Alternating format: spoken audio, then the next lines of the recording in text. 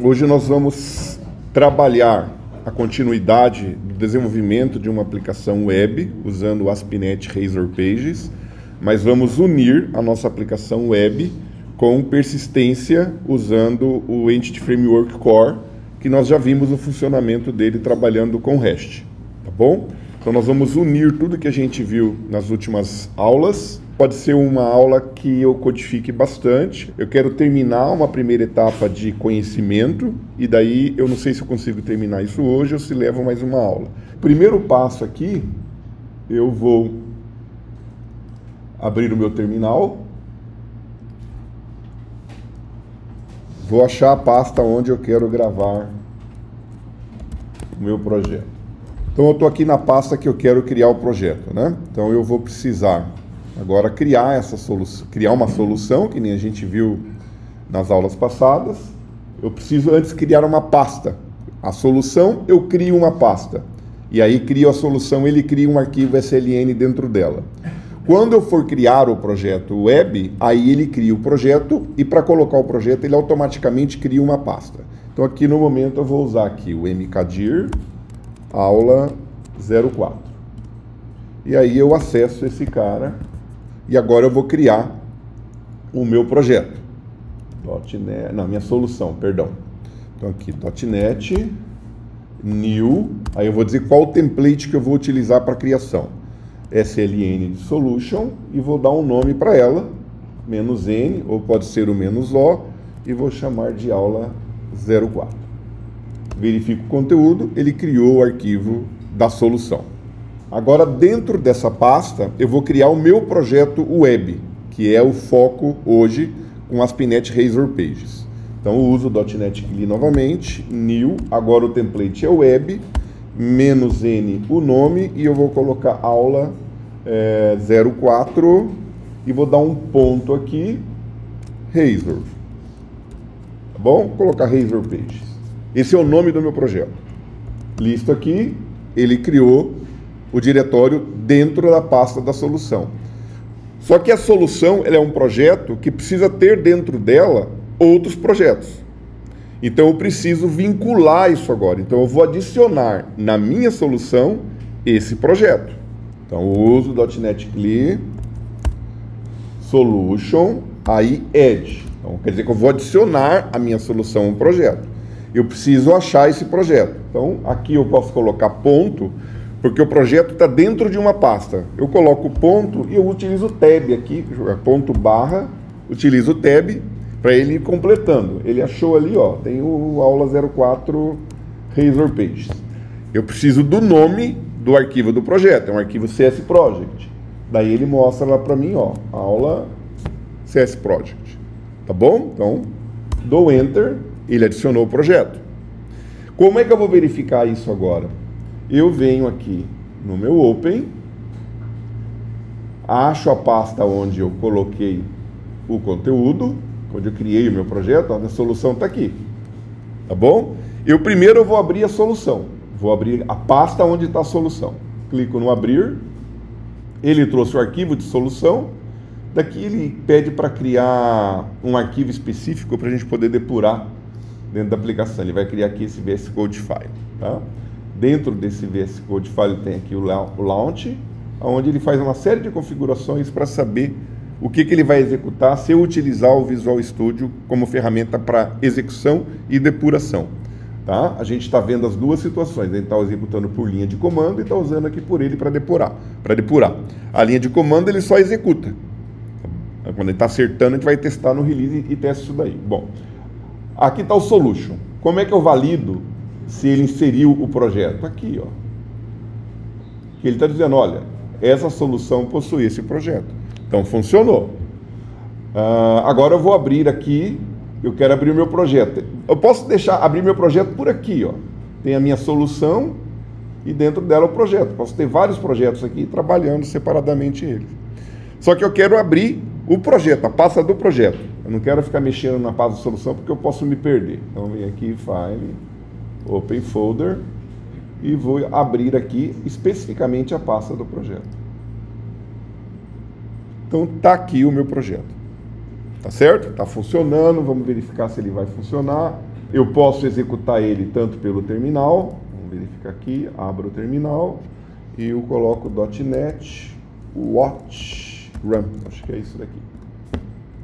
Olha lá, tá dando build, tá funcionando, funcionou a criação. Agora nós vamos preparar o nosso projeto para trabalhar o que nós queremos.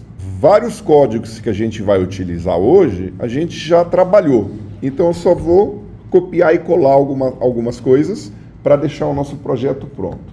Aqui eu vou interromper a execução, eu não quero isso daqui, deixa eu terminar mais baixo, deixa eu tentar diminuir isso daqui, porque daí fica um pouco mais de espaço. Primeiro, aqui no Program. Então o que acontece? Ele está mapeando uma rota, que é o root da aplicação, para só escrever o Hello World que a gente viu no navegador. Isso não é página web, não é Razor Pages que a gente viu na aula passada. Então eu preciso fazer algumas configurações.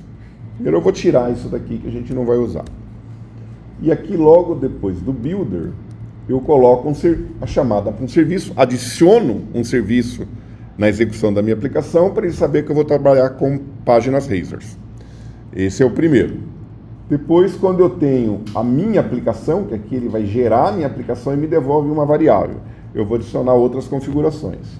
Mapeando tudo para uma requisição HTTPS, usando arquivos estáticos, são HTML, JavaScript, CSS, imagens. Estou usando roteamento, para quando eu crio uma página Razor e eu chamo ela no navegador, ele sabe que aquilo é uma página, ele faz roteamento direto para a página. E aqui eu estou dizendo para ele mapear as páginas para a rota. Então isso daqui é o básico para a nossa aplicação funcionar. Nós estamos trabalhando naquele sisteminha de eventos esportivos, tá bom? Então eu tenho, ali naquele menu que a gente viu na aula passada, eu tenho várias opções. Então essas opções eu não posso deixá-las tudo em uma página só, uma pasta só. Não posso deixá-las tudo em uma pasta só, que fica muito desorganizado. Então eu crio uma arquitetura baseada em pastas, onde cada pasta vai representar uma área do negócio que eu estou criando. Então o primeiro desse negócio, a primeira coisa que a gente vai fazer aqui, no root do nosso projeto, eu vou criar uma pasta chamada Pages.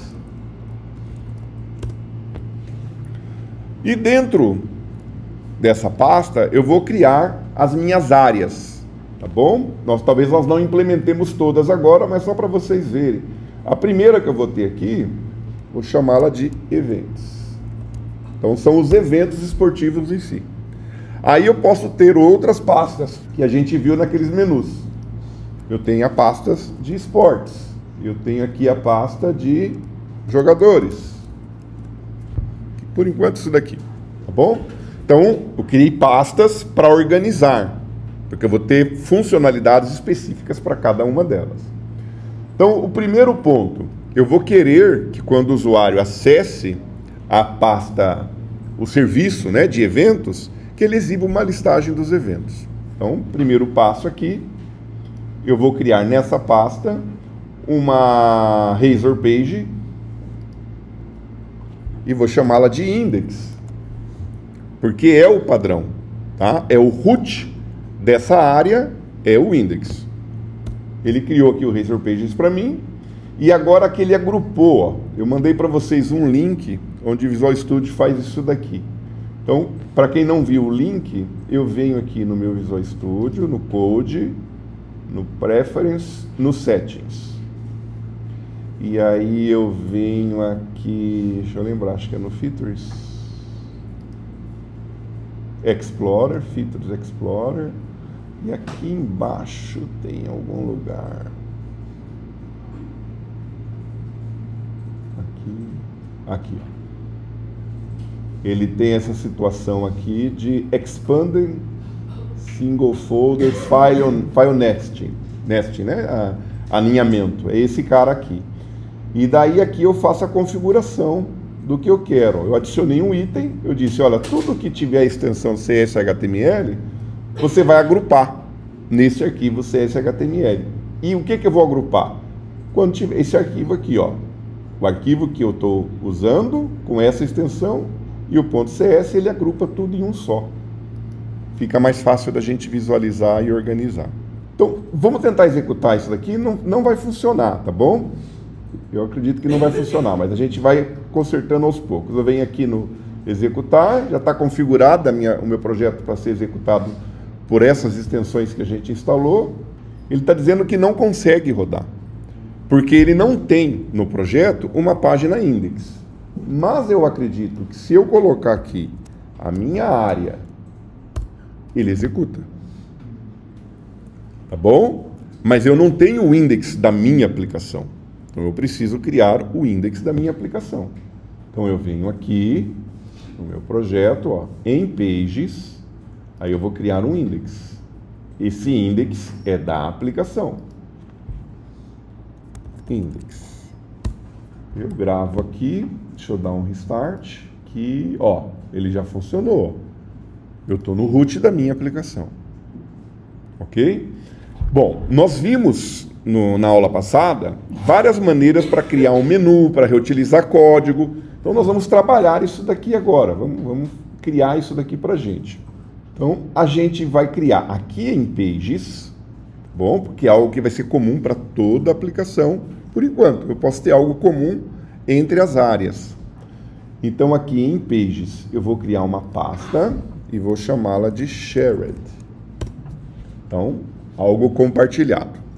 Dentro dessa pasta, eu vou criar um arquivo. Eu vou colocar o underline no nome dele, porque tudo que começa com underline, o servidor web vai entender que não é para deixar acesso público. Ninguém vai poder colocar essa rota para acessar. É uma segurança. Então, eu vou colocar aqui um main menu, tá? Partial page. .cshtml. Main por quê? Porque é o menu principal. Tá? O código dele eu vou trazer aqui pra gente. Esse código aqui. Aqui é o index. Ó, eu já coloquei aqui eventos para ele acessar por aqui. Esportes e jogadores a gente ainda não tem, então eu vou deixar. Mas esse é o menu que ele vai ter, tá? No root da aplicação. Só que nós vimos também que a gente pode precisar de um layout específico. E esse layout ele pode variar entre as áreas que a gente tem. Depois, numa próxima aula, nós vamos fazer união do nosso código puro HTML que é gerado, que é feio, com algum framework de camada de apresentação do estilo Bootstrap. Daí a gente consegue deixar a página mais bonitinha. O ASP.NET Razor Pages, ele já vem integrado com o Bootstrap, usando as classes de CSS dele. Mas a gente não está usando ele funcionando nem nada, tá bom? A gente só está colocando ali. Então, eu vou criar aqui no Shared um outro arquivo. Aqui, eu vou chamar ele de main layout.cshtml. E vou trazer para ele isso daí. Ó, aqui, essa parte aqui de estilo. Tá. Daqui é algo novo que eu trouxe, depois eu vou falar para vocês isso daqui. Eu estou criando um estilo específico para essa página. A gente vai ver. Bom, esse é o meu layout. Então ele tem aqui o TFPR, vamos chamar aqui gerenciador de eventos esportivos. Aqui eu estou renderizando uma partial name, aí está chamando main, vamos pegar aqui o nome certo. Ok. Tá. Verifiquem que eu estou usando aqui endereço relativo, o ponto, porque o layout está nessa pasta e eu quero a partial page que está nessa mesma pasta. Isso é muito importante para a gente saber, senão a gente vai dar erro que não encontra as coisas. Aqui, vamos colocar esse direito. Aqui eu estou gerando uns scripts, eu não vou trabalhar. Vamos deixar aqui que a gente pode precisar depois. São as seções, tá? Eu posso renderizar seções de JavaScript no meu código. E aqui eu estou dizendo o seguinte, ó. Quando alguém usar esse layout, o conteúdo desse alguém, que é uma página HTML, tem que ser renderizado aqui. Tá? Nessa tag main. eu tenho aqui a footer, tenho o header, estou separando direitinho a minha página, mas não estou colocando efeito visual. Então tá tranquilo. Eu posso ter agora, aqui no root, a gente viu as situações de importes comuns para as páginas HTML. Então, dentro de Pages, eu vou criar aqui um outro arquivo, seguindo o padrão que a gente viu, que eu vou chamar de main view. Não, aqui eu acho que é view imports. Aqui o nome é padrão. Aqui o nome é padrão, ele usa sozinho. View imports. Isso é um padrão dele. View imports.cshtml. Okay. E eu, por enquanto, estou usando comum os tag helpers para que ele possa funcionar. Então, acredito que minha estrutura já está meio legalzinha. Agora, eu preciso dizer assim, olha, todas as páginas que começarem aqui vão usar esse layout principal que eu criei, que tiverem no root da aplicação, em Pages. Então, eu também tenho, dentro de Pages, um outro arquivo chamado de view start.cshtml. E dentro dele eu vou dizer que eu vou usar um layout padrão, que aqui vai ser o layout padrão, é o main layout. Vou copiar o nome certinho. Isso tudo a gente trabalhou detalhadamente na aula passada, eu só estou aplicando. Então eu criei aqui toda a estrutura básica para a minha aplicação poder funcionar. Vamos ver aqui o meu index como é que está. Ele tem aqui esse view data. Eu vou tirar isso daqui por enquanto. View data é para transferir dados entre requisições. Aqui eu vou colocar então gerenciador de eventos esportivos do TFPR.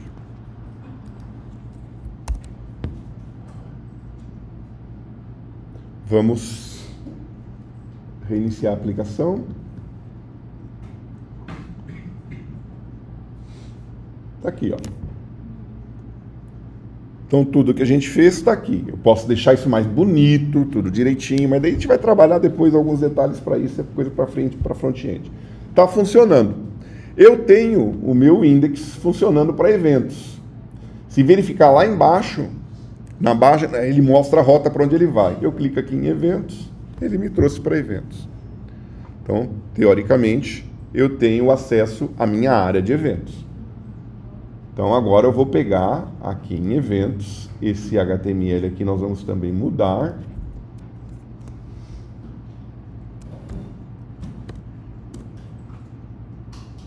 Tirar isso daqui e vou colocar eventos registrados. Bom, o que acontece agora? Nós vamos trabalhar a persistência desses dados usando o Entity Framework. Então, a gente precisa preparar a nossa aplicação para fazer uso do Entity Framework. Então, a gente vai ter que fazer alguns códigos, né?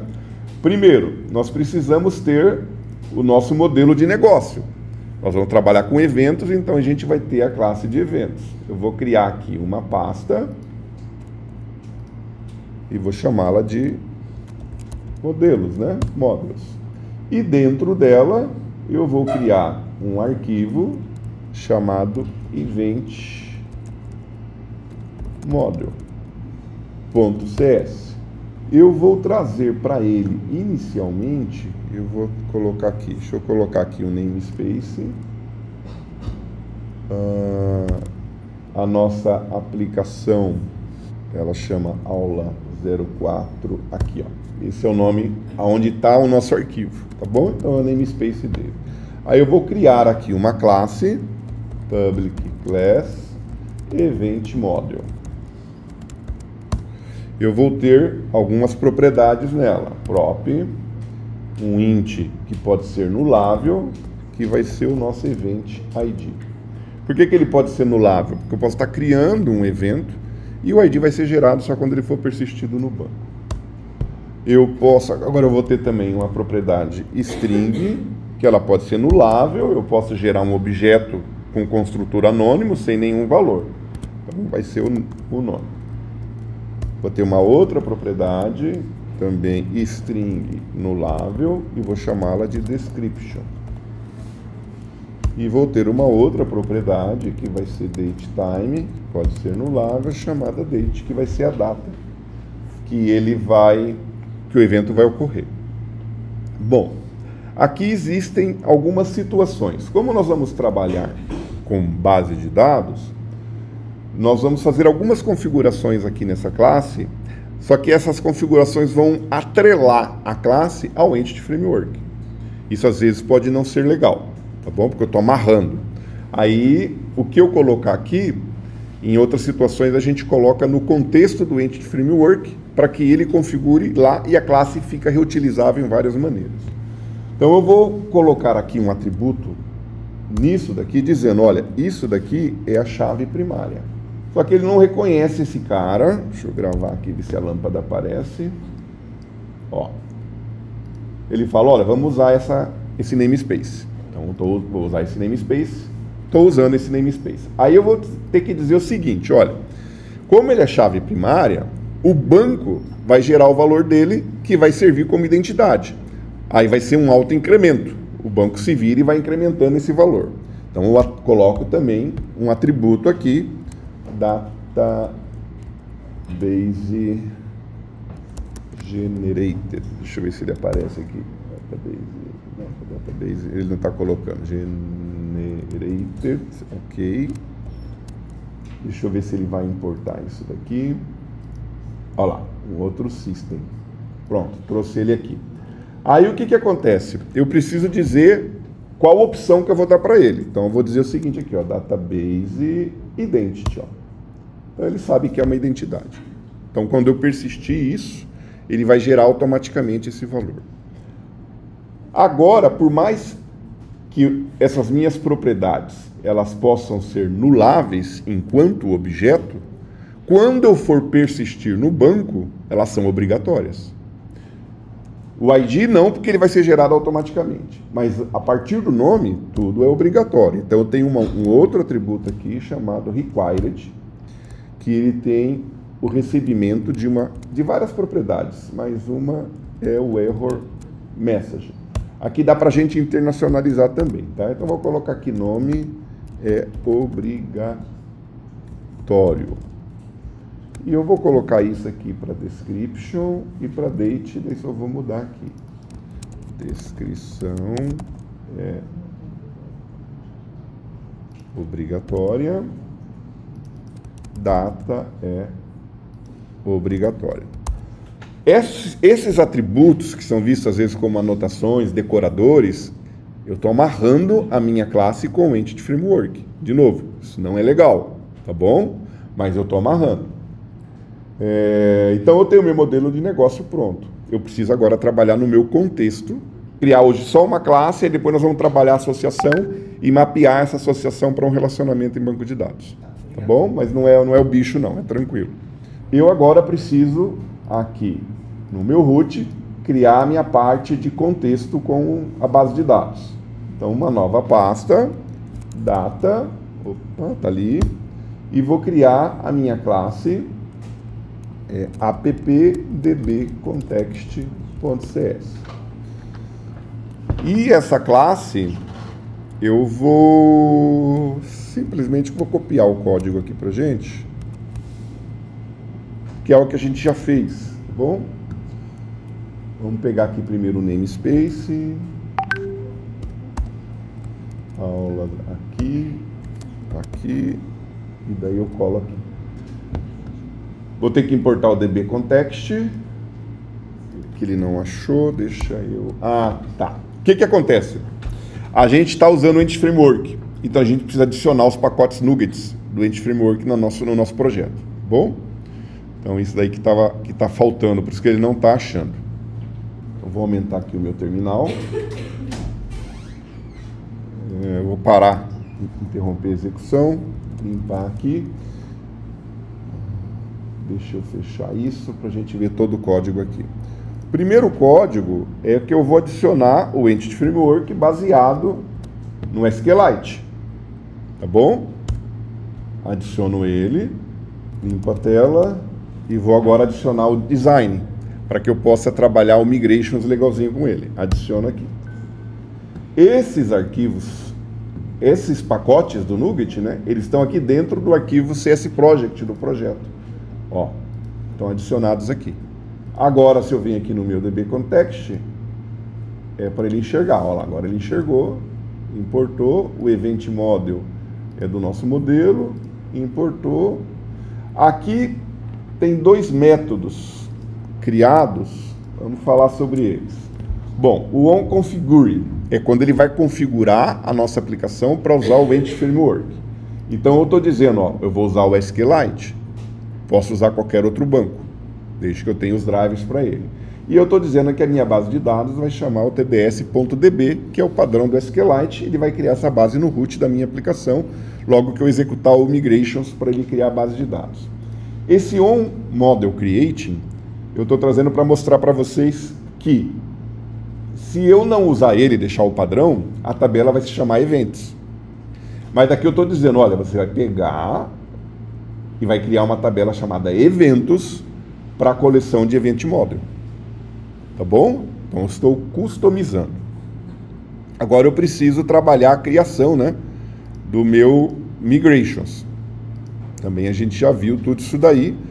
Para isso, eu preciso ter a certeza de que eu tenho aquela ferramenta, instalar aqui o .NET Tool. Tá bom? Eu já tenho instalado. Então, eu não vou executar isso daqui. Mas agora eu preciso criar o meu migration. Então, para criar o meu migration, eu executo essa instrução que a gente já usou também em vídeo anterior. Ele vai habilitar o migration para o meu projeto, vai criar uma migração chamada Create Database.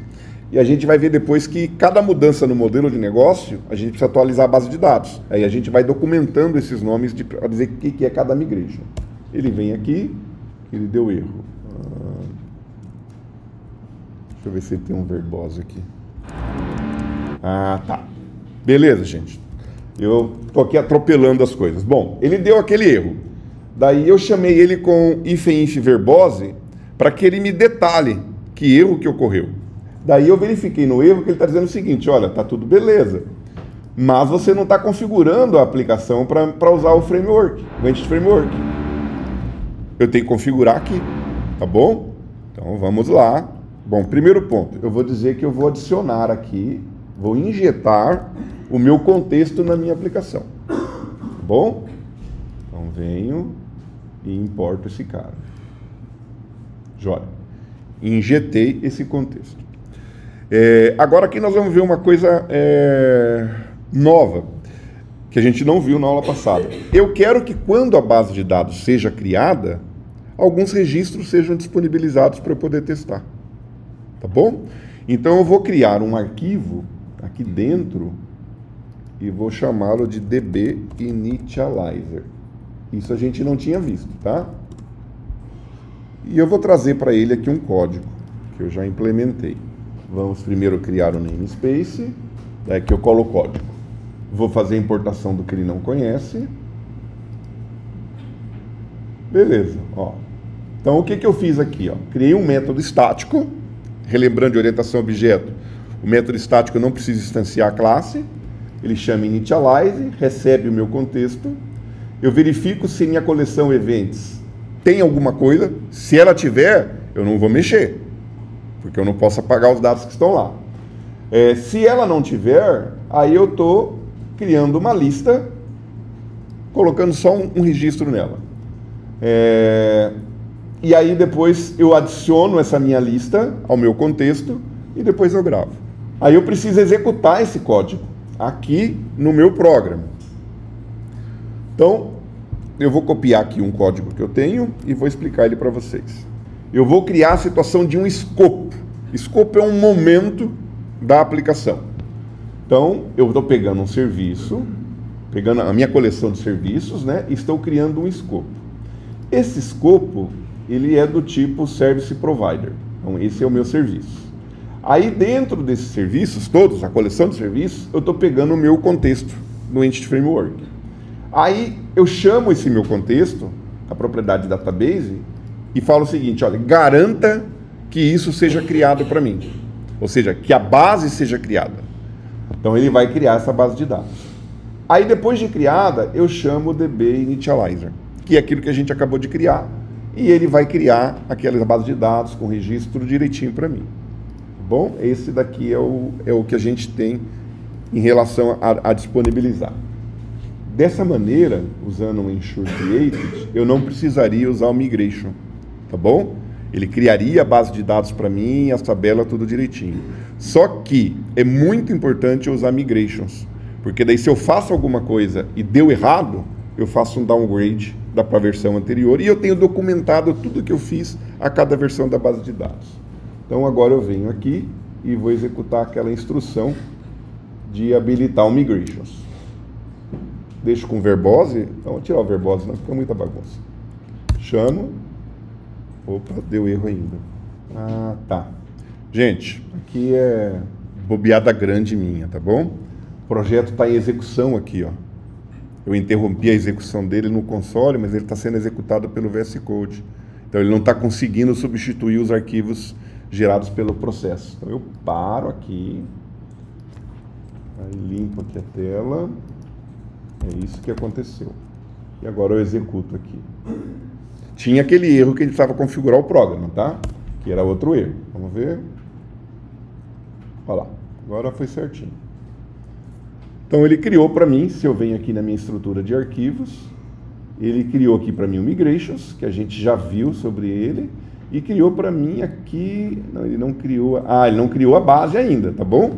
Eu só criei o Migrations, que são os arquivos que ele vai executar para criar a base de dados. Eu agora preciso criar a minha base de dados. Aqui, eu vou chamar, deixa eu limpar a tela, né? Limpando a tela, eu executo o update. Aí sim ele vai criar a base de dados para mim, porque ele executa o código do Migrations e gera a base de dados. Olha lá, ele colocou aqui esse arquivo. Abro ele, verifica que olha, ele criou a tabela chamada eventos, do jeito que eu mapeei. Agora eu vou executar a minha aplicação. Vamos ver o que acontece. Executo a minha aplicação. Ela funcionou. Muito bem. O que nós temos que mexer agora? Nós temos que trabalhar na nossa página index de eventos, porque ele não está mostrando nada e eu acredito que a gente tenha registro ali. Nós vamos trabalhar no back-end. O back-end é o CS. E um detalhe importante, nós estamos colocando no mesmo projeto camada de apresentação, lógica de negócio e persistência. Isso é uma quizumba geral. A gente vai ter que depois trabalhar e melhorar isso, porque tem que ser independente. Tá? Funciona? Sim, funciona. Mas o padrão é ter tudo isso separado numa arquitetura legal. Está aqui, deixa eu tirar os imports não utilizados. Aqui ele está trabalhando com logger, a gente já viu que não vai trabalhar com logger nesse momento. Deixa eu tirar esse cara aqui. Eu tiro ele do construtor, tiro ele daqui. O que eu preciso ter nessa classe? O acesso à minha base de dados. Então, a minha base de dados está mapeada pelo Entity Framework, que ele está injetado na minha aplicação, que a gente injetou nos serviços lá no programa. Então, ele existe lá. Quem está cuidando da abertura, fechamento? .NET Framework faz isso para mim, eu não me preocupo. Você tem que abrir a base de dados. Está injetado o serviço. Quando eu precisar, eu digo, olha, eu preciso desse cara funcionando. E ele só me entrega funcionando. Então aqui eu preciso ter uma propriedade, né, um campo, que é privado, que ele vai ser o nosso contexto, tá bom? E eu vou dizer que ele é só de leitura. Ele é do tipo appdbcontext. Ele não trouxe aqui ainda, mas ele vai trazer e vamos dar um nome para ele de context. Vamos importar esse cara aqui. Agora, eu preciso receber isso, recebo por injeção. A injeção vem via controlador. Então, eu vou dizer que aqui eu recebo um app.context na variável context. Quando isso chegar, eu vou atribuir para o meu campo privado o contexto que foi injetado para mim. Então, nesse momento, é uma classe que vai gerar um objeto. Então, o objeto aqui já conhece o contexto, que é o que eu preciso mapear. Então, eu tenho aqui o onGet, que nós já vimos também. Só que agora eu estou trabalhando com um recurso que eu não sei quanto tempo ele vai levar para me atender. Então, é uma chamada que não vai acontecer de imediato. Ela pode acontecer, mas eu não tenho certeza. Então, ela passa a ser uma chamada assíncrona. Então, eu tenho que dizer aqui que é uma async, que é uma tarefa e que vai me devolver um action result, que a gente já viu também. Action result. E ele vai ser chamado de onGetAsync. É uma convenção o sufixo de métodos assíncronos ter isso daí. Aqui eu preciso importar o ASP.NET Core MVC por causa do action result. Bom, agora, a gente viu a situação de retornar pelo OK os dados. Nós vamos trabalhar de uma maneira diferente agora. Eu quero ter uma propriedade na minha classe que a minha camada de apresentação acesse ou qualquer outra pessoa acesse. Isso às vezes não vai ser perigoso, que a gente vai dar o acesso só de get, né? Mas é uma coisa legal que a gente pode pensar nisso daí. Então, eu vou criar aqui uma propriedade, prop, aqui. Ela vai ser do tipo, uma lista do tipo event model. E vou chamá-la ela aqui de events. Event list. Eu não vou ter o set. Eu quero só leitura. E aí eu já coloco ela aqui recebendo uma nova instância para não dar o problema de anular. Opa. Deixa eu importar aqui o modelo. Tem que importar. Às vezes ele se perde. Aqui, agora deu certo. Tá. Muito bem. Então essa propriedade, ela é pública, lembra? Propriedade sempre é pública. Eu preciso acessar ela pela minha camada de apresentação. Mas ela não vai ter nada aqui. Então, quando houver uma chamada get para aquela página, eu vou fazer o seguinte, olha. Essa minha propriedade, event list, vai receber o quê? Uma chamada assíncrona, await. Se eu uso async, eu uso await. Lá nos canais que vocês têm acesso, tem bastante vídeo sobre isso daqui, tá bom? Só vocês assistirem lá. Aí eu vou pegar o meu contexto, vou pegar a minha propriedade, que é eventos, e vou chamar o método toListAsync. toList, aqui ele não trouxe o async, deixa eu importar aqui. Vamos ver o que ele diz aqui, ponto e vírgula, para apagar esse erro. E aqui eu já vou trabalhar o seguinte, ó, retorne para mim a página dessa classe. A classe é index, então ele vai renderizar o index CSHTML. Então aqui o que acontece, ó? Ele não pode ser atribuído porque é só leitura, né? Então eu tenho que botar o set aqui, tá bom. Poderia trabalhar de maneira diferente, né? Criar um campo, tudo direitinho. Aqui o toList, eu vou ter que importar alguma coisa. Aqui, Entity Framework Core. Aí ele está dizendo aqui, olha, esse eventos aqui, ele pode ser nulo. Tá? Então eu forço aqui para ele saber, ó, não vai ser nulo não. Vai ter alguma coisa lá que o Entity Framework resolve. Prontinho.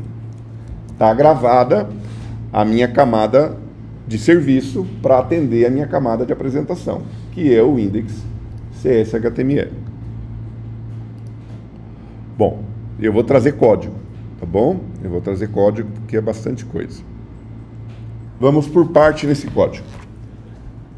Eu vou gerar tudo em cima de uma tabela, que vai ter o cabeçalho, que são os nomes das colunas, e cada linha vai ser os dados recuperados pelaquela propriedade que a gente viu no back. Então, para facilitar e eu não digitar valor constante, um literal, que pode mudar, eu estou dizendo o seguinte, ó, aqui no cabeçalho da minha tabela, você vai pegar o nome para a propriedade evento da primeira linha da minha coleção. Aí o que ele vai fazer? Ele vai lá no model e vai ser esse nome aqui que ele vai trazer. Isso a gente pode mudar, tá bom? Você pode mudar, que esse nome aqui é bem feinho, né? A gente pode mudar. E a mesma coisa ele vai fazer para o name, para o description e para o date. A mesma coisa. Então ele vai ter o título de cada coluna aqui. Aí depois o que ele faz? Um for each, que a gente já conhece também. Só que o for each agora é feito em cima da propriedade dos eventos recuperados. Então ele vai pegar o valor para cada elemento. Ele vai fazer um laço aqui em cima da coleção. E do lado da linha exibida, ele vai colocar link. Teve até alguém que na aula passada perguntou se eu tinha como mandar argumento pela rota. Então aqui é a maneira que eu estou mandando. Ó. Eu estou chamando aqui outras visões que nós não temos ainda, mas nós vamos criar, para alterar. Então quando ele clica numa linha para alterar, ele tem que saber qual é o ID que ele quer alterar. Então esse argumento, ele vai na rota, ó, como o ID. Tá? Ele vai lá direitinho.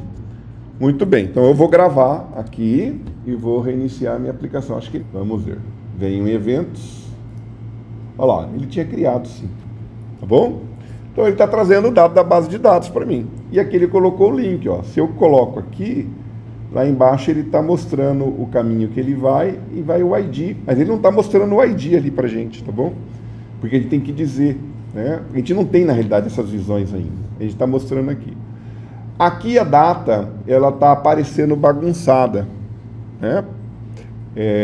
Está aparecendo no formato, aqui eu coloquei o dado lá, eu não lembro como coloquei mês e ano, mas está aparecendo a hora, eu não quero a hora, tá?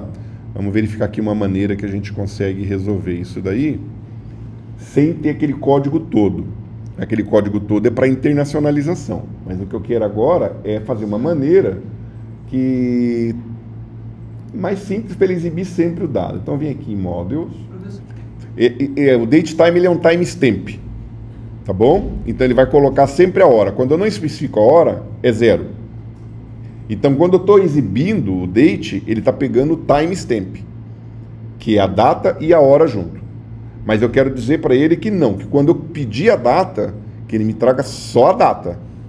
Se eu colocasse aqui hora e minuto, ele teria gravado hora e minuto, que eu mandei. Mas quando eu não especifico hora e minuto numa data, ele pega sempre 0. Tá bom? Então aqui no Event Model, eu vou dizer o seguinte, olha, esse campo aqui, ele é sempre data. Então eu quero só verificar dia, mês e ano, tá? Então, eu vou decorar ele com mais alguma coisa aqui. Que ele tem aqui o display format. E vou dizer assim o seguinte, olha. O date... É o date... é data format string. Então, uma string de formatação para minha data. Então, eu vou usar aqui, já que é uma string... aspas, e eu vou usar aqui a situação de interpolação, tá bom? Aí ele vai ter um argumento 0, que é a data, e eu tenho que dizer como é que eu quero. Olha, eu quero que você mostre o dia em 2 algarismos, né? E mostre o mês para mim em 3 algarismos, e mostre o ano para mim assim. Então, sempre que eu chamar um objeto desse modelo, ele vai usar essa configuração, tá? Vou gravar, vamos reiniciar aqui o projeto. Ele não coloquei o watch, né? Aqui, vamos pegar eventos, aqui, ó. Tá bom? Então é uma outra maneira, mas assim não está internacionalizado, né? Se fosse no internacionalizado, seria o mês, dia e ano. O internacionalizado é o que nós vimos na aula anterior, tem o vídeo lá para vocês. Então a gente tem aqui a listagem funcionando. O que eu preciso agora? Eu quero visualizar os dados na maneira de um formulário. Tá? Nós vamos procurar fazer todo o CRUD aqui. Então isso daqui é uma outra visão. Então essa visão, o padrão dela é chamar Details, mas ela está dentro de eventos. Tá? Então eu vou criar aqui uma nova página Razor e vou chamá-la de Details. Essa é a página. Então agora a gente já tem noção de bastante coisa, eu vou trazer código para a gente ganhar tempo. Venho aqui no back, tirar os uses desnecessários. Aqui eu vou pegar no index, eu vou pegar o que a gente precisa aqui. Vou pegar tudo isso daqui. Vou copiar tudo aqui. A gente vai ter que mudar algumas coisas.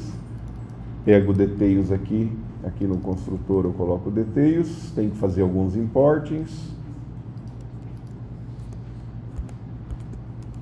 Aqui também. O action result. Então, aqui o Entity Framework. Pronto. A minha página está funcionando, a página está funcionando como se fosse a index, mas eu não quero que ela seja index.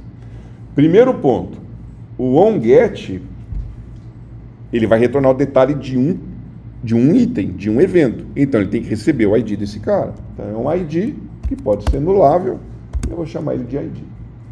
Pronto. Primeira coisa, então aqui eu não vou receber todos os produtos. E eu não vou ter essa propriedade list. Eu vou ter uma propriedade única, que é o meu event model. Vou chamá-lo aqui de event model, a minha propriedade. Bom?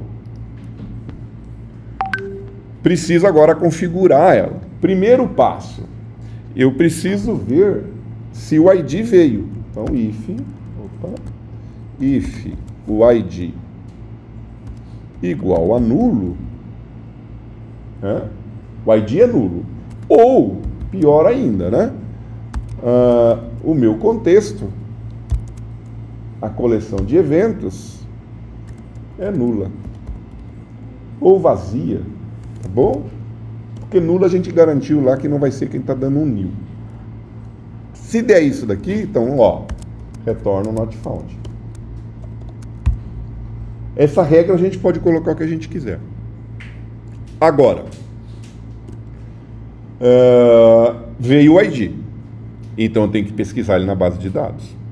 Então eu vou criar aqui uma variável local ao método, chamada de event model, e vou chamar de maneira assíncrona. Lembra que aqui está o task e o async. E vou dizer o seguinte, olha, lá no meu contexto, nos meus eventos, nós vamos fazer uma pesquisa assim, ó, first order full async. E eu vou usar uma expressão lambda, que é tipo uma arrow function. Deixa eu colocar isso para baixo para ficar mais fácil de ler. E deixa eu fechar esse cara. Aqui. Então aqui eu vou dizer, deixa eu botar uma linha aqui. Eu vou dizer o seguinte, ó, você vai receber um argumento de entrada, que vamos chamar aqui de event, tá bom? Você vai receber esse cara. Então, você vai me retornar tudo que respeitar assim, ó, de event, ponto, aqui ele não trouxe, event ID, ó. A propriedade event ID desse evento que veio, ela tem que ser igual ao ID que eu recebi. Tá bom? Ok, deixa eu ver que erro que ele está dando aqui. Não tem nada errado aqui. Deixa eu ver se é essa palavra. Vou chamar ela de E aqui. Era o nome da palavra. Event era uma palavra reservada, ele se perdeu ali. Tá? Eu coloquei isso daqui. Muito doido. Tá. Aí eu vou verificar o seguinte, ó. Eu preciso ter certeza que retornou, porque eu posso mandar um ID que não existe na base de dados. Daí ele vai retornar nulo. Então, se o meu event model for igual a nulo, eu também retorno um not found. Não, mas o evento existe. Então, eu vou pegar a propriedade event model e vou atribuir a ela o event model que eu recuperei da base de dados. E eu renderizo a página. Tá? Busco na base, atribuo para a propriedade do modelo e agora a minha página vai ter que renderizar isso. Então eu venho aqui na página details e eu vou codificar ela. Primeiro ponto, na definição da página eu tenho que dizer que ela vai receber um argumento. Então eu coloco aqui o string, entre chaves eu tenho o ID e coloco o tipo int. Para ele saber que vai ser enviado para ele um argumento na rota, tá bom? Lá na URL. Deixa eu tirar esse cara daqui agora.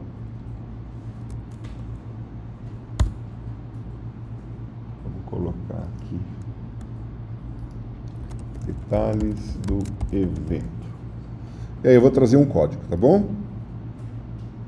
Aqui está o código, bem simples. Ele vai pesquisar esse ID na base, lá no nosso back, e se ele retornar realmente, né, não retornar um not found, ele vai retornar aqui os dados, né, mapeados, ele mostra o nome, descrição, tudo, e estamos usando a data. Mas eu quero a situação do seguinte também, olha, depois de exibir, eu quero que você possa oferecer a opção de eu retornar para a página anterior. Então, retornar aqui. Como está só o index, ele vai pegar o index que está naquela rota, que é o index de eventos. Vamos executar novamente aqui. Tá aqui. Eventos. Vou visualizar esse cara aqui. Olha lá. Ele trouxe o dado para mim. Vamos verificar aqui o seguinte, eu vou mandar o 2. Ele retornou o que a gente pediu, ó. 404. Ah, mas como que a gente vai renderizar isso? A gente vai ter que ter uma página para dizer, olha, o produto que você procurou não foi encontrado, daí a gente redireciona para aquela página. Bom, isso daí a gente faz também tranquilo. Mas está funcionando. Agora eu quero voltar para a lista. Tem aqui, ele volta para a lista. Aí eu quero agora fazer o quê? Eu quero alterar. É uma outra visão que a gente vai ter que fazer. Aqui em Pages de Events, né? A gente vai criar uma outra ASP.NET Razor Page, que vai ser o Edit. Edit. Aqui. Mesma coisa, a gente vai aqui para o back e vai fazer esse cara. Deixa eu retirar os imports desnecessários e vou copiar os dados aqui tudo de detalhe.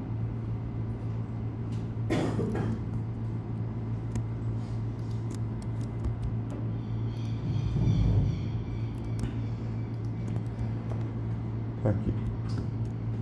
Vamos importar tudo que precisa.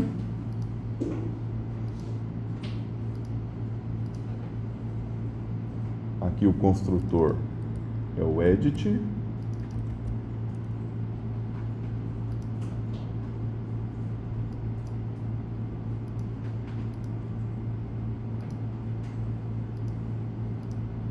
Tá aqui. Vamos agora verificar o que a gente tem de diferente nisso daqui.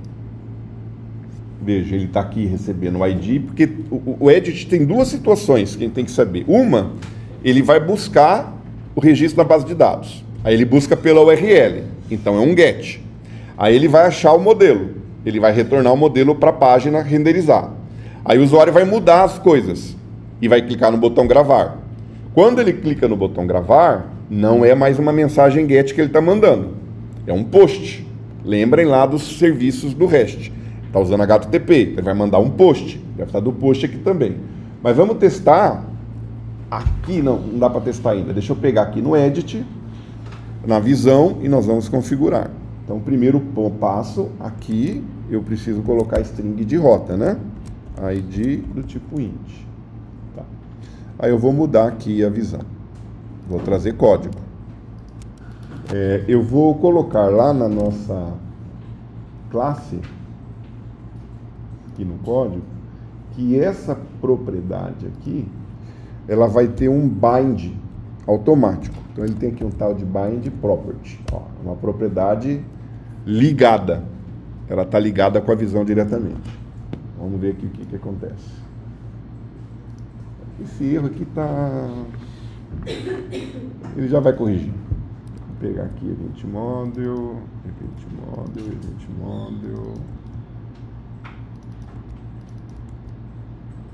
Acredito que seja bug do VS Code. Vamos ver. Era um bugzinho. E aqui o Event ID. Aqui eu tinha digitado errado. Event ID. Pronto. Pontos importantes aqui para a gente verificar nesse código. Primeiro, eu tenho uma tag form, que é um formulário agora com entrada de dados. E o método dele é post, tá? Que daí os dados não vão na URL. Eu tenho aqui um div que vai ser para exibir erros de validação do modelo. O usuário pegou e na hora de editar, ele apagou o nome. Não pode, a gente colocou que o nome é obrigatório. Então ele não vai deixar gravar e vai retornar uma mensagem de erro para ser exibida na página. Depois aqui uma curiosidade. Eu tenho aqui um input hidden, que é para o evento ID. Porque na hora que eu for fazer a atualização, eu tenho que saber de qual objeto eu estou fazendo a atualização. E eu preciso saber do ID dele para fazer o where. Você fala, mas está no modelo.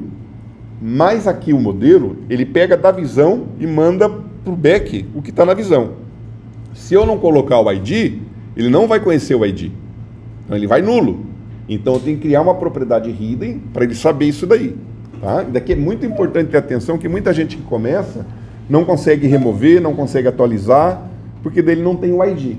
Aqui a gente já sabe. E aqui eu tenho meus formulários normais, tem aqui um validation for, eu coloquei aqui só para o nome. Vamos pegar e vamos colocar para todos. Opa.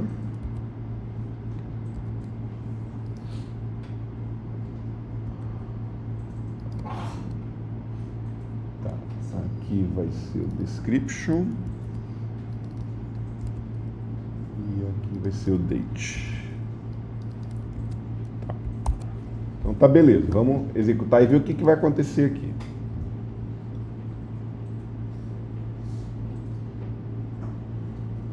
Eventos, alterar, olha lá, ele gerou para mim aqui o formulário, feio pra caramba, mas a gente não está preocupado com isso agora, mas ele trouxe o nome, trouxe a descrição, trouxe a data. O salvar não vai dar certo, porque a gente não fez. O cancelar, ele retornou lá para a visão que já está pronto isso daí para a gente. Então a gente precisa trabalhar agora o momento de gravação, porque se eu clico aqui no salvar, ele não faz nada, ó. Porque a gente não implementou o método post.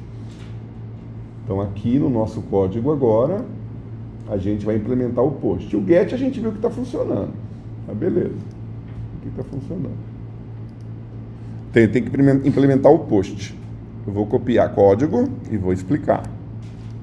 Primeiro ponto. É um async task. Retorna um action result e chama onPostAsync. Ele recebe o ID. E aqui ele faz a validação dos dados, ó. Se o meu modelo não é válido, ele vai retornar a página, mas aí a página vai saber que tem erro por causa daqueles required. Ela sabe disso, tá bom? Nesse model is valid, ele vai pegar o modelo e verificar o que é requerido, tudo direitinho, e vai aplicar. Tá, ela é válida. Então eu preciso recuperar o objeto. Eu estou usando aqui um outro método, tá bom? Estou usando aqui um outro método, o findAsync. Para a gente poder variar e aprender, mas existem diferenças entre eles, tá? O find, ele busca diretamente pelo ID. O outro que a gente usou no get, eu tenho que fazer uma verificação, tipo um where. Então, qual que é mais rápido? O find. Porque ele já sabe que o ID, certamente ele vai usar um índice. Tá? Então, sempre que for pesquisar só pelo ID, opta pelo find. Se ele for nulo, not found. Se não for nulo, aí eu estou usando aqui um método tryUpdateModelAsync. Ele recebe aqui, ó, o objeto que ele tem que atualizar. Tá bom? Deixa eu tirar esses comentários aqui. Aí ele tem aqui um literal, que é um texto que ele coloca, que ele fala que vai usar isso... Não, tá certo. Que ele vai usar isso para ajudar na renderização da página. Então, o que ele diz?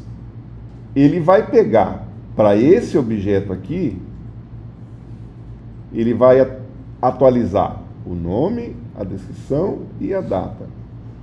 Da onde vem isso? Lá do modelo. Tá?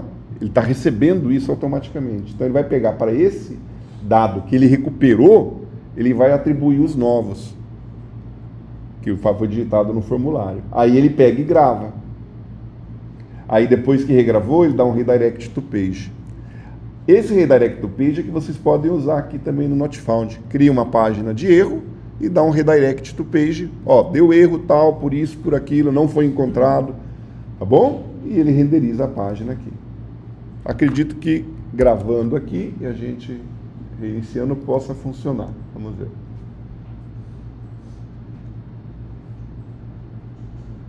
Sports. Vamos alterar. Vou colocar aqui torneio de truco 2023. Vou salvar. Opa. Ele não gravou. Ele não gravou. Vamos ver o que aconteceu. Mas vamos ver o que aconteceu que ele deu erro. Alguma coisa não funcionou. Vamos depurar. Tá? Esse cara aqui. Deixa eu voltar para a lista. E eu vou alterar e vou fazer um teste aqui primeiro. Vou apagar esse cara aqui. E vamos gravar. Ele parou aqui. Eu apaguei o negócio. Ó. Olha lá. O modelo não é válido. Tá bom? Deixa eu colocar o breakpoint aqui agora. Tira esse daqui. Ó. Nome é obrigatório. Tá? Então ele validou. Agora vamos ver o que está acontecendo. O dado não está gravando. Salvar. O ID aqui que veio é o ID 1. O evento não está nulo. Ele recuperou o objeto. Deixa eu ver aqui.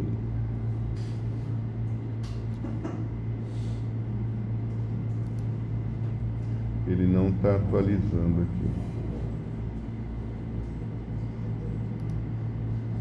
Tá, isso daqui não funcionou. Tem problema, vamos arrumar. A gente vai ter que atribuir. Deixa eu ver aqui o negócio. O Event Model. Opa. Nosso modelo lá que está ligado, tá? Vou pegar aqui.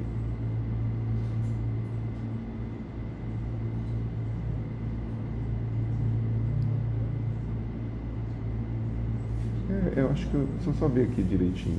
Eu acho que eu não mudei lá o... Vamos aqui alterar. Ele trocou, né? Torneio de truco 2023. Deixa eu colocar aqui de novo. O nosso modelo está atualizado. Então é só a nossa lógica que não está legal. Eu estou vindo aqui, ó. Vou pegar o nosso modelo. O modelo que está ligado lá, ó, esse Event Model. Olha lá. Ele mudou o nome. Tá bom? Ele mudou o nome. Então essa lógica que eu usei aqui, ela tá furada. Não tem problema. O que nós vamos fazer aqui? Eu vou mudar essa estratégia. Eu vou dizer o seguinte, olha, o empty event, na realidade não é empty event, né? O que a gente pode mudar? Vamos mudar aqui, event to update. Tá. Então, esse cara, na propriedade name, ele vai receber o que está lá em event model, porque o usuário digitou, pronto, name. Ok, depois event to update ponto description vai receber o que está em event model ponto description. O event model event to update ponto date recebe o que está no nosso modelo na propriedade date. Pronto. Aí deixa eu tirar isso daqui. Aí eu chamo o save e o redirect.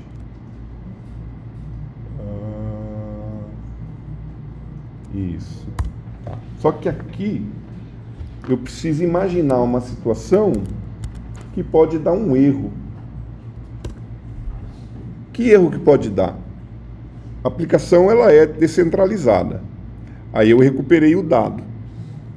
Demorei um pouquinho para atualizar. Nesse mesmo momento, alguém foi lá e matou aquele registro. Então, na hora de fazer o update, ele não vai existir mais. Então, eu tenho que pensar que isso pode dar um erro. Então, eu vou pegar esse cara aqui e vou envolvê-lo dentro de um try catch. Surrounding. Ué. Não tem aqui, então vou colocar na mão. Um try.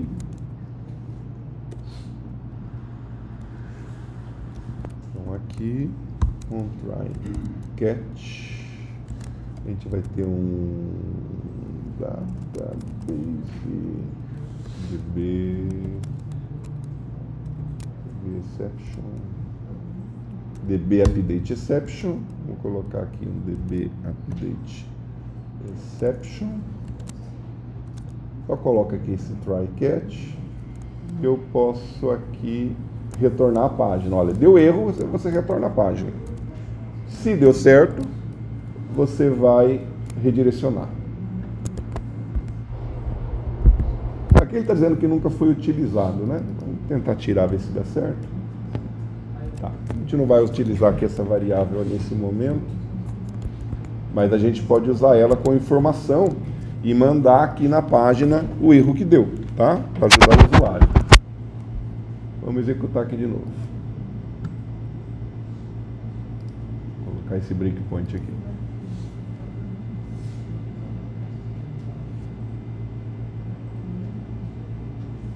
Eventos, alterar, aí aqui eu vou colocar o 2023, salvar. Ó, salvou. Então está funcionando, ok? Se a gente chegar e visualizar, ele já mostra o novo aqui. Beleza? Nos solta o remover, tá bom?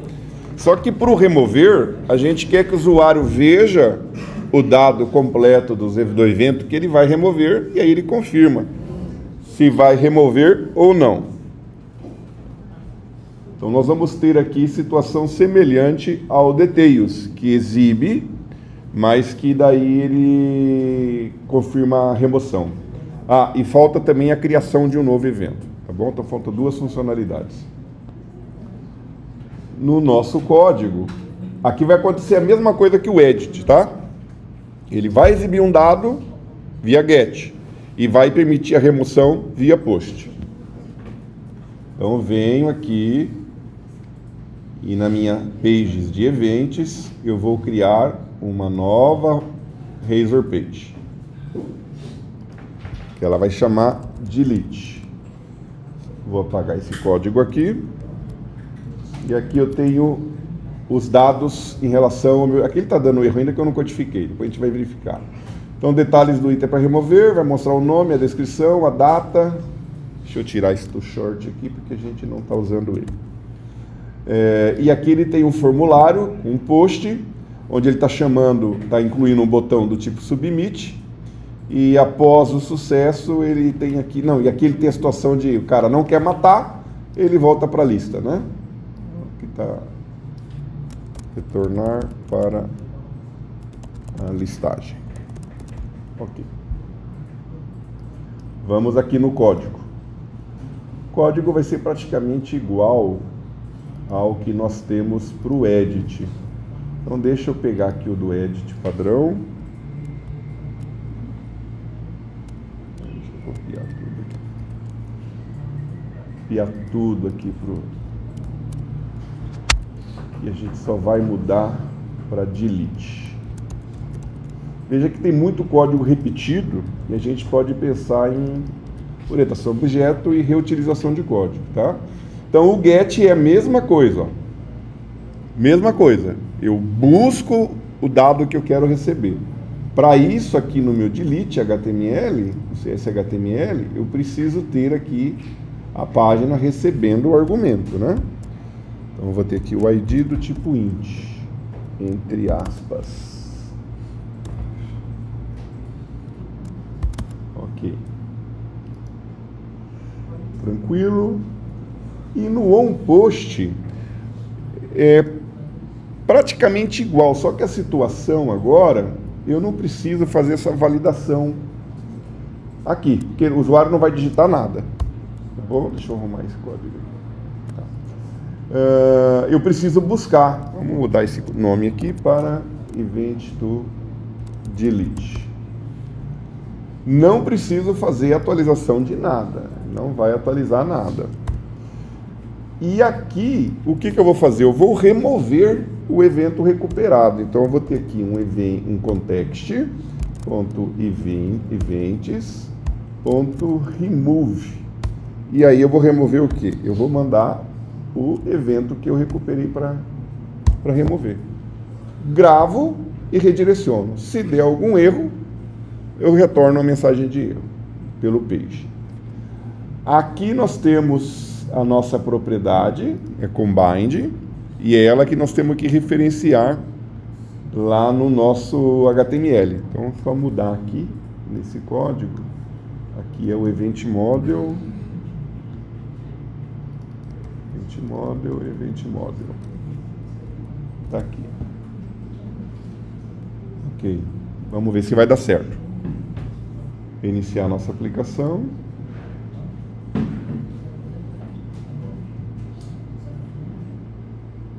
Vamos verificar a listagem. Está aqui o evento. Vou remover. Ele exibe os dados.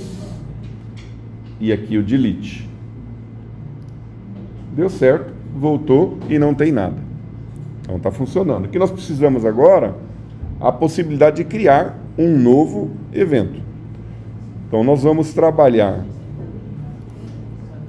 lá na página de listagem, essa página aqui, para ele mostrar um link para adicionar novos eventos. Então a gente vem aqui no index dela e aqui em cima, antes da tabela, eu vou colocar uma linha chamando uma ação chamada create, né? Para criar. A gente não tem essa visão ainda, mas é essa a ideia. Então nós vamos aqui em Events, vamos criar uma nova página Razor que vai chamar Create. Tá aqui. Novamente, ela é a cara do Edit, tá bom?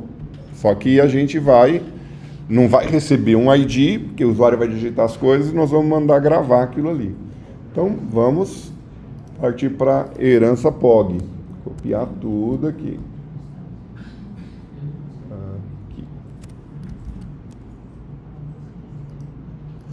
Tudo isso daqui a gente pode reutilizar, gente, usando tudo que a gente viu até agora. Só hoje que eu preferi não utilizar, para a gente poder verificar passo a passo. Criar evento. Método post. Aqui o problema que ele não tem, a gente vai copiar daqui do edit tudo. Aqui no create.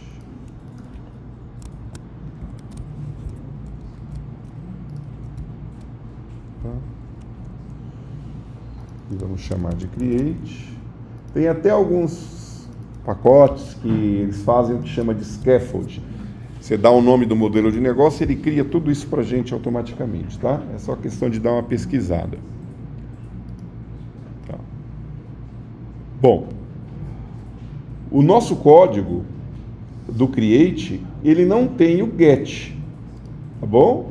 Porque ele não vai buscar nada, ele vai gerar a página, o usuário digita, ele já chama o post diretamente.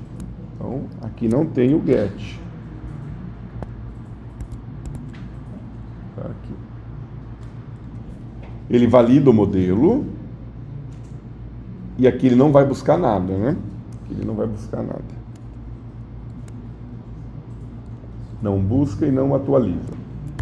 O que ele vai fazer? Agora aqui eu acho que a gente pode tentar usar aquela linha que eu coloquei antes e não deu. Vamos ver se agora vai dar.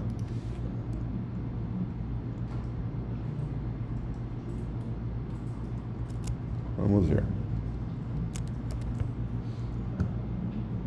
Vou substituir tudo isso daqui por esse código aqui. Aqui embaixo ele tem o return page. Return page. Caso ocorra algum erro na atualização.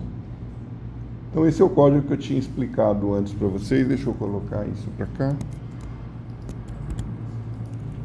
Aqui eu tiro. Vamos tentar ver se acontece alguma coisa aqui.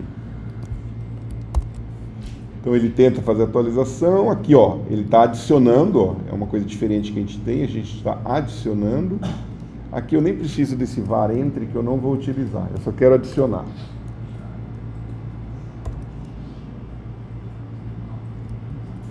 Aí eu gravo e redireciono. Vamos ver se funciona. Reinicio. Venho para eventos. Aqui ele não apagou. Nós vamos testar.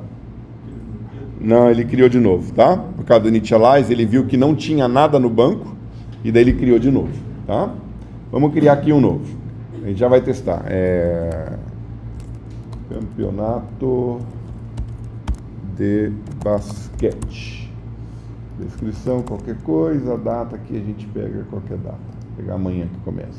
Vou gravar. Salvar. Opa, deu algum erro.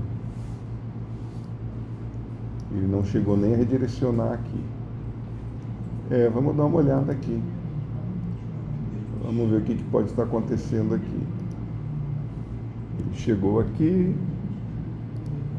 Ele passou. Ele veio para cá. Ele deu erro aqui, ó. É o update mesmo? Nesse caso, está assinando? Oi? É o update mesmo? Não, aqui ele não vai funcionar isso daqui. É um código que eu vi que eu queria usar, não vai fungar. Então nós vamos fazer o seguinte aqui, ó. Vamos retornar o código que estava aqui. Aqui. Vamos retornar esse try-catch aqui. Só que aqui eu vou dar o adicionar, tá? Context.add, e daí é o modelo, né? Eu vou adicionar o modelo Event Model. Essa propriedade que a gente tem. Event Model. Aqui eu tenho sempre que ter cuidado na leitura, tá? Que aqui é a propriedade, aqui é o nome da classe, é o mesmo nome.